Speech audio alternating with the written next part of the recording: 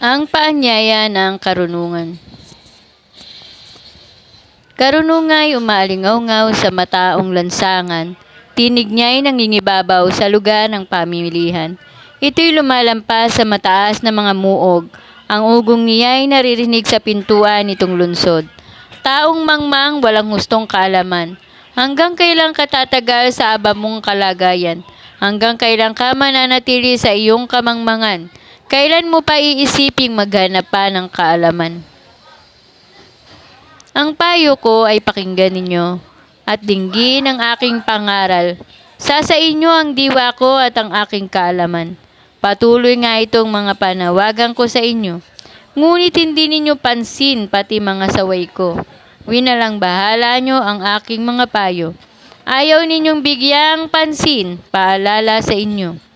Dahil dito kayo'y aking tatawanan, kapag kayo'y napahamak, nasadlak sa kaguluhan. Kapag kayo ay hinampas ng bagyo nitong buhay, dinatnan ng kahirapan, ipo-ipo ang larawan, at kung datnan kayo ng hapis at matinding dalamhati, sa araw na iyon ay di ko papakinggan ang inyong panawagan.